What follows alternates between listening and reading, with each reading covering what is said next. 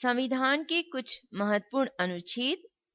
अनुच्छेद 331 के अनुसार आंग्ल भारतीय समुदाय के लोगों का राष्ट्रपति द्वारा लोकसभा में मनोनयन संभव है यदि वह समझे कि उनका उचित प्रतिनिधित्व नहीं है।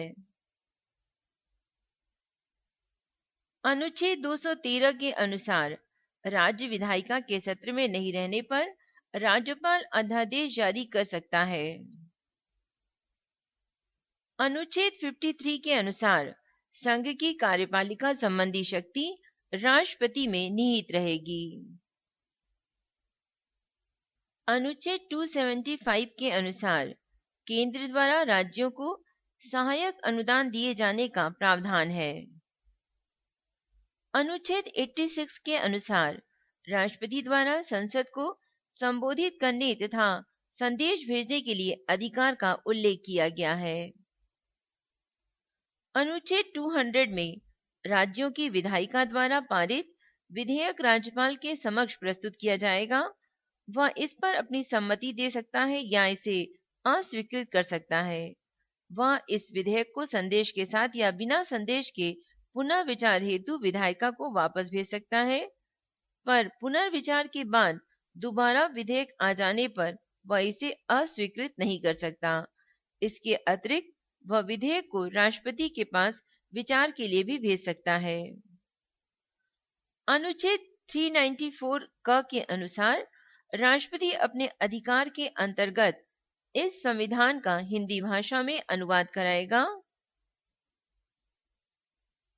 आर्टिकल 395 के अंतर्गत भारतीय स्वतंत्रता अधिनियम 1947, भारत सरकार अधिनियम 1953 तथा इनके अन्य पूरक अधिनियमों को, जिसमें प्रीवी काउंसिल क्षेत्राधिकार अधिनियम शामिल नहीं है, यहां रद्द किया जाता है। अनुच्छेद 108 के अनुसार यदि किसी विधेयक के संबंध में दोनों सदनों में गतिरोध उत्पन्न हो गया हो तो संयुक्त अधिवेशन का प्रावधान है। अनुच्छेद 239 के अनुसार केंद्र शासित प्रदेशों का प्रशासन राष्ट्रपति द्वारा होगा। वह यदि उचित समझे तो बगल के किसी राज्य के राज्यपाल को इसके प्रशासन का दायित्व सौंप सकता है या एक प्रशासक की नियुक्ति कर सकता है। अनुच्छेद 326 के अनुसार लोकसभा तथा विधानसभाओं में चुनाव वयस्क मताधिकार के आधार पर होगा। अनुच्छेद 332 के अनुसार अनुसूचित जातियों एवं जनजातियों का विधानसभाओं में आरक्षण का प्रावधान है। अनुच्छेद 370 के अंतर्गत जम्मू और कश्मीर की विशेष स्थिति का वर्णन है। अनुच्छेद 333 के अंतर्गत आंग्ल भारतीय समुदाय के लोगों का विधानसभा में मनोनयन उल्लेखित है। अनुच्छेद 1 में ये उल्लेखित किया गया है कि भारत राज्यों का संघ है। अनुच्छेद 233 के अनुसार जिला न्यायाधीशों की नियुक्ति राज्यपाल द्वारा उच्च न्यायालय के परामर्श से की जाएगी। अनुच्छेद 64 में ये उल्लेखित किया गया है कि उपराष्ट्रपति राज्यसभा का पदेन अध्यक्ष होगा। अनुच्छेद 263 में उल्लेखित किया गया है कि केंद्र राज्य संबंधों में विवादों का समाधान करने एवं परस्पर सहयोग के क्षेत्रों के विकास के उद्देश्य से राष्ट्रपति एक अंतरराज्यीय परिषद की स्थापना कर सकता है। आर्टिकल 245 के अनुसार संसद संपूर्ण देश या इसके किसी हिस्से के लिए तथा राज्य विधान पालिका अपने राज्य या इसके किसी हिस्से के लिए कानून बना सकती है। अनुच्छेद 324 में प्रावधान है कि चुनावों के पर्यवेक्षण, निर्देशन एवं नियंत्रण संबंधी समस्त शक्तियां चुनाव आयोग में निहित रहेगी। अनुच्छेद 352 के अनुसार राष्ट्रपति को यह अधिकार है कि वे आपात स्थिति की घोषणा कर सकता है यदि वह समझता हो कि भारत या उसके किसी भाग की सुरक्षा युद्ध, बाह्य आक्रमण या सैन्य विद्रोह के फलस्वरूप खतरे में है। अनुच्छेद 343 में उल्लेखित किया गया है कि संघ की आधिकारिक भाषा देवनागरी लिपि में लिखी गई हिंदी होगी। अनुच्छेद 300 क के अनुसार राज्य किसी भी व्यक्ति को उसकी संपत्ति से वंचित नहीं करेगा। पहले यह प्रावधान मूल अधिकारों के अंतर्गत था, पर संविधान के 44वें संशोधन 1978 के द्वारा इसे अनुच्छेद 300 क में एक सामान्य वैधानिक कानूनी अधिकार के रूप में व्यवस्थित किया गया है। अनुच्छेद 312 में उल्लेखित है, राज्यसभा विशेष बहुमत द्वारा नई अखिल भारतीय सेवाओं की स्थापना की अनुशंसा कर सकती है।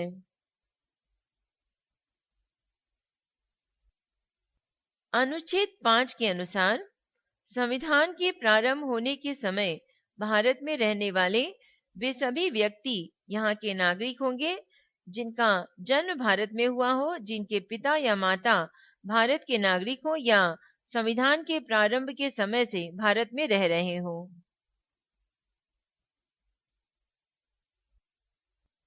अनुच्छेद 214 के अंतर्गत सभी राज्यों के लिए उच्च न्यायालय की व्यवस्था होगी।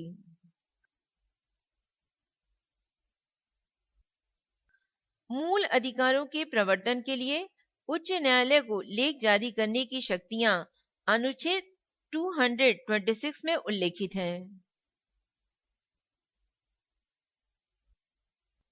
राष्ट्रपति द्वारा महान्यायवादी की नियुक्ति की जाएगी, इस बात का उल्लेख अनुच्छेद 76 में किया गया है। संसद विधि द्वारा एक आकस्मिक निधि स्थापित कर सकती है जिसमें अकस्मात उत्पन्न परिस्थितियों के लिए राशि एकत्र की जाएगी। इस बात का उल्लेख अनुच्छेद 267 में किया गया है। अनुच्छेद 112 में ये उल्लेख किया गया है कि प्रत्येक वित्तीय वर्ष हेतु राष्ट्रपति द्वारा संसद के समक्ष बजट पेश किया जाएगा। अनुच्छेद 262 के अनुसार अंतर्राज्यीय नदियों या नदी घाटियों के जल के वितरण एवं नियंत्रण से संबंधित विवादों के लिए संसद विधि द्वारा निर्णय कर सकती है। विधि निर्माण संबंधी अवशिष्ट शक्तियां संसद में निहित हैं, इस बात का उल्लेख अनुच्छेद 248 में किया गया है। सर्वोच्च न्यायालय के गठन का वर्णन अनुच्छेद 124 के अंतर्गत किया गया है।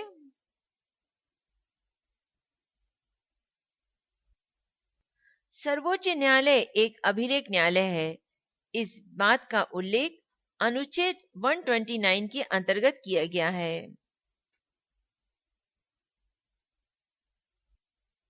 धन विधेयक को अनुच्छेद 110 में परिभाषित किया गया है।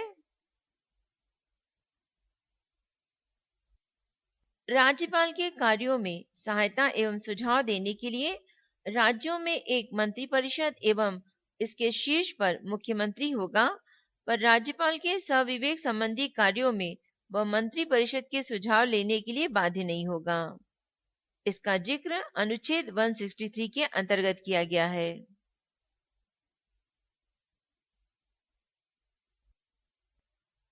अनुच्छेद 365 में उल्लेखित किया गया है, यदि कोई राज्य केंद्र द्वारा भेजे गए किसी कार्यकारी निर्देश का पालन करने में असफल रहता है तो राष्ट्रपति द्वारा यह समझा जाना विधि सम्मत होगा कि उस राज्य में संविधान तंत्र के अनुरूप प्रशासन चलने की स्थिति नहीं है और वहां राष्ट्रपति शासन लागू किया जा सकता है।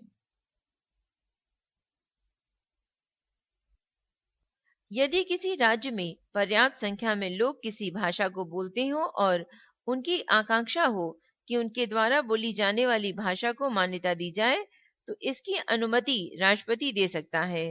इस बात का उल्लेख अनुच्छेद 347 में किया गया है। कुछ राज्यों के विशेष क्षेत्रों के विकास के लिए राष्ट्रपति बोर्ड स्थापित कर सकता है, जैसे महाराष्ट्र, गुजरात, नागालैंड, मणिपुर इत्यादि। इस बात का उल्लेख अनुच्छेद 371 में किया गया है।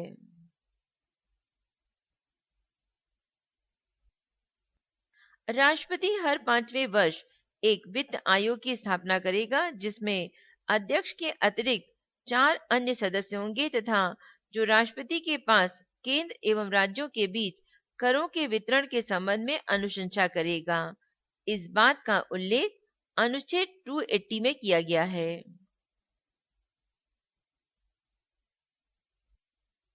अनुच्छेद 169 में ये उल्लेख किया गया है कि राज्यों में विधान परिषदों की रचना या उनकी समाप्ति विधानसभा द्वारा बहुमत से पारित प्रस्ताव तथा संसद द्वारा इसकी स्वीकृति से संभव है।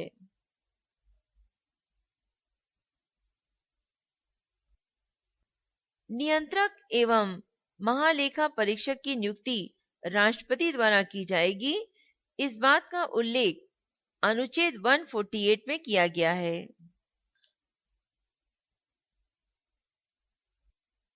अनुच्छेद 249 के अनुसार राज्यसभा विशेष बहुमत द्वारा राज्य सूची के किसी विषय पर लोकसभा को 1 वर्ष के लिए कानून बनाने के लिए अधिकृत कर सकती है, यदि वह इसे राष्ट्र हित में आवश्यक समझे तो।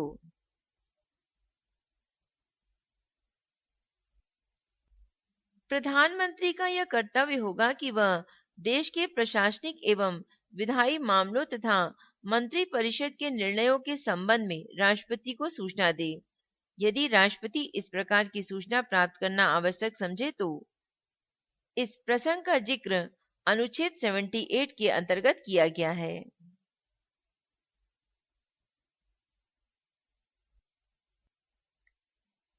अनुच्छेद 111 के अनुसार संसद के दोनों सदनों द्वारा पारित विधेयक राष्ट्रपति के पास जाता है। राष्ट्रपति उस विधेयक को सम्मति प्रदान कर सकता है या अस्वीकृत कर सकता है। वह संदेश के साथ, बिना संदेश के साथ संसद को उस पर पुनर्विचार के लिए भेज सकता है। पर यदि दोबारा विधेयक को संसद द्वारा राष्ट्रपति के पास भेजा जाए तो वह इसे अस्वीकृत नहीं कर सकता।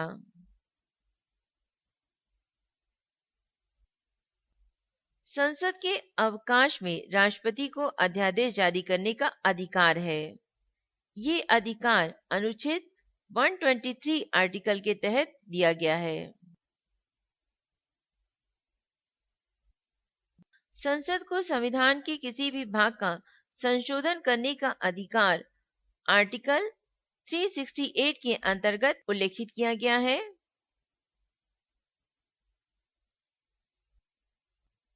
यदि किसी राज्य के राज्यपाल द्वारा राष्ट्रपति को यह रिपोर्ट दी जाए कि उस राज्य में संवैधानिक तंत्र असफल हो गया है तो वहां राष्ट्रपति शासन लागू किया जा सकता है। इस बात का उल्लेख आर्टिकल 356 के अंतर्गत किया गया है। अनुच्छेद 351 के अंतर्गत उल्लेखित किया गया है कि यह संघ का कर्तव्य होगा कि वह हिंदी भाषा का प्रसार एवं उत्थान करे ताकि वह भारत की मिश्रित संस्कृति के सभी अंगों के लिए अभिव्यक्ति का माध्यम बने।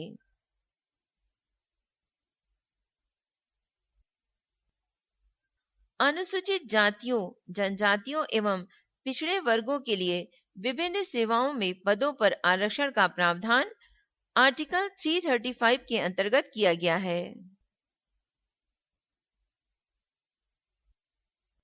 यदि राष्ट्रपति यह समझता है कि भारत या उसके किसी भाग की वित्तीय स्थिरता एवं शाख खतरे में है तो वह वित्तीय आपात स्थिति की घोषणा कर सकता है। इस बात का जिक्र आर्टिकल 360 के अंतर्गत किया गया है। अनुच्छेद 74 के अंतर्गत ये उल्लेख किया गया है कि एक मंत्रिपरिषद होगी जिसके शीर्ष पर प्रधानमंत्री रहेगा। जिसकी सहायता एवं सुझाव के आधार पर राष्ट्रपति अपने कार्य संपन्न करेगा। राष्ट्रपति मंत्रिपरिषद के लिए किसी सलाह के पुनर्विचार को आवश्यक समझ सकता है, पर पुनर्विचार के पश्चात दी गई सलाह के अनुसार वह कार्य करेगा। इससे संबंधित किसी विवाद की परीक्षा किसी न्यायालय में नहीं की जाएगी।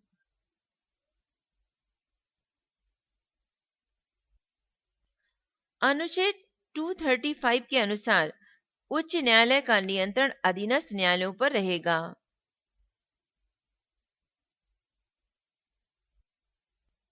संघ एवं राज्यों के लिए एक लोक सेवा आयोग की स्थापना की जाएगी। इसका उल्लेख अनुच्छेद 315 में किया गया है। अनुच्छेद 266 के अनुसार भारत की संचित निधि, जिसमें सरकार की सभी मौलिक अविष्टियां एकत्र रहेंगी, विधि सम्मत प्रक्रिया के बिना इससे कोई भी राशि नहीं निकाली जा सकती। संसद विधि द्वारा नए राज्य बना सकती है तथा पहले से स्थित राज्यों के क्षेत्रों, सीमाओं एवं नामों में परिवर्तन कर सकती है।